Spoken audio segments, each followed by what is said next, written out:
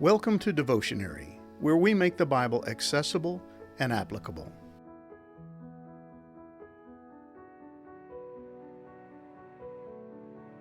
Sometimes when we're going through a time of difficulty, we seem to forget that God has been good to us in the past.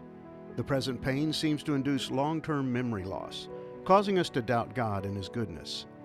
We call out, demanding that God rescue us, but we fail to remember all the times He has done so in the past.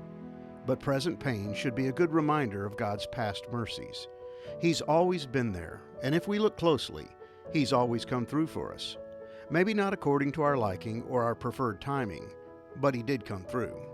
In Isaiah chapter 63, verses 7 through 12, the prophet is going to call out to God, pleading for Him to rescue His people. But Isaiah will show no signs of memory loss. Instead, he'll recount to God the many examples of His grace and mercy and beg Him to rescue His wayward people yet again. Isaiah wasn't attempting to jog God's memory, but he was trying to remind his own people of the faithfulness of their Heavenly Father. They were His children, and He would care for them. Yes, they had been rebellious, but their God was gracious, slow to anger, and abounding in loving kindness.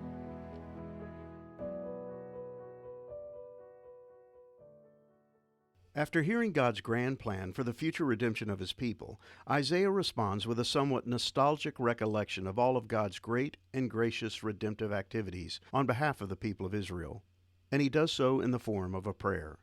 He starts by recalling the myriad examples of God's merciful kindness or favor. Throughout his prayer, Isaiah focuses on the undeserved nature of God's love for the people of Israel. They have been the undeserving recipients of God's unmerited favor. Every single incident involving God's love toward Israel, He has granted according to His mercy and love. Isaiah 63, verse 7. The Hebrew word for mercy is rechem, and it can be used to refer to a mother's womb. From Isaiah's perspective, the children of Israel have been cared for and protected by God like a baby in its mother's womb. An unborn baby does nothing to earn its place of safety and security, but enjoys nourishment and protection graciously and lovingly provided by its mother. And Isaiah didn't come up with this comparison on his own. He had heard it from the lips of God Himself. Listen to me, O house of Jacob, all the remnant of the house of Israel, who have been born by me from before your birth, carried from the womb. Isaiah 46, verse 3. Of His own accord, God had made the people of Israel His children, and He had every right to expect them to live up to their position as His sons and daughters.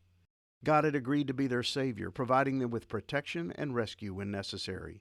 In return, He asked that they not deal falsely with Him. He expected them to remain faithful. Isaiah recounts the history of his people, recalling the many times in which God stepped into their circumstances and rescued them. He describes God as suffering along with them. When they found themselves experiencing difficulty, God was empathetic, but also immediate in His response. He personally rescued them. In His love and mercy, He redeemed them. He lifted them up and carried them through all the years. Isaiah 63, verse 9. But how had they responded to God's gracious acts of redemption? By rebelling against Him, and in doing so, grieving His Holy Spirit. As a result, they would find their relationship to Him becoming antagonistic rather than affectionate. From their vantage point, God would appear more like their enemy than their gracious, loving Father. But God was not the one who had reneged on the relationship. The fault was all theirs. Their unfaithfulness to God would result in His loving discipline of them. They would discover the painful consequences of their willful decision to violate their covenant with Him. Their failure to remain faithful would cost them. Their choice to worship false gods would cause them great pain and suffering.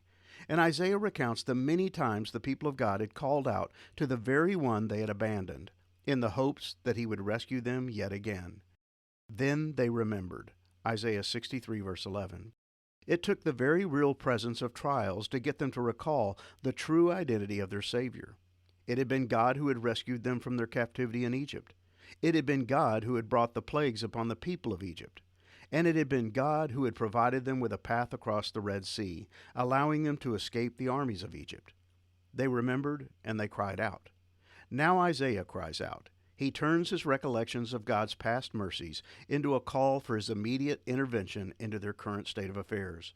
Lord, look down from heaven. Look from your holy, glorious home and see us. Where is the passion and the might you used to show in our behalf? Where are your mercy and compassion now? Isaiah 63, verse 15. Isaiah begs God to do as he has done so many times before.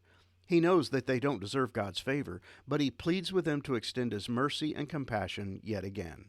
Like Moses and the Israelites standing on the shore of the Red Sea, with Pharaoh and his army bearing down on them, the people of Judah found themselves in a hopeless situation. They were in trouble.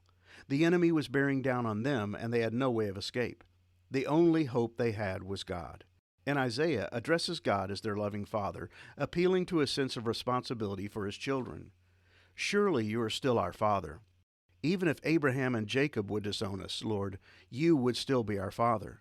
You are our Redeemer from ages past. Isaiah 63, verse 16. Isaiah knows that God is faithful. He's not questioning God's commitment to his covenant promises or raising doubts about God's everlasting love. He's simply appealing to God's unchanging nature. He's the very same God who had rescued the people of Israel time and time again, in spite of their unfaithfulness to him. So Isaiah is simply calling out to God to respond to their current situation with the same sense of mercy and grace. Isaiah had a healthy understanding of the sovereign will of God. He knew that nothing happens in this life apart from the will of God, including the rebellion of the people of God. When Isaiah asked the question, "Why do you make us wander from your ways and harden our heart so that we fear you not?" he's not blaming God for the sins of the people of Judah. He's simply acknowledging that God could have prevented their unfaithfulness, but he chose not to.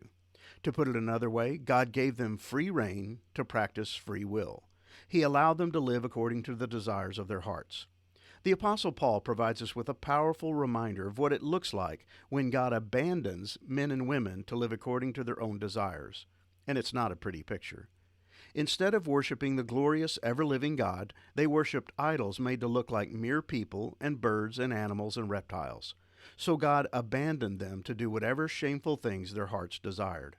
Romans 1, verses 23 through 24. Since they thought it foolish to acknowledge God, he abandoned them to their foolish thinking and let them do things that should never be done. Romans 1, verse 28. God does not cause us to sin. James makes that point perfectly clear. And remember, when you are being tempted, do not say, "God is tempting me." God is never tempted to do wrong, and he never tempts anyone else. Temptation comes from our own desires, which entice us and drag us away. These desires give birth to sinful actions, and when sin is allowed to grow, it gives birth to death. James 1, verses 13 through 15. God was not responsible for the sins of the people of Judah, but Isaiah knew that the only way they could have remained faithful would have been through the intervention of God. And the only way they were going to return to God was if he acted on their behalf. They didn't have it in them to do so on their own accord, which is what led Isaiah to plead, "Return and help us, for we are your servants, the tribes that are your special possession." Isaiah 63, verse 17. Isaiah knew their only hope of salvation was God. They had no other options. If he did not intervene on their behalf, they were doomed. Isaiah knew his own people well, that if repentance, as evidenced by changed hearts, was the only way God would rescue them, it would never happen. They were far too stubborn for that. And Isaiah includes a sad expression of his outlook on their current state of affairs. "Sometimes it seems as though we never belonged to you, as though we had never been known as your people." Isaiah 63, verse 17. This was his honest opinion. As he looked at the circumstances surrounding the people of Judah, it was as if they had never been chosen by God. Things had deteriorated so badly that they were unrecognizable as God's chosen people. They were indistinguishable from all the other nations on the planet. Their distinctiveness had long ago dissipated. Rather than living as set apart by God, it appeared as if they had been set aside. But Isaiah was not willing to give up, as the rest of his prayer will reveal.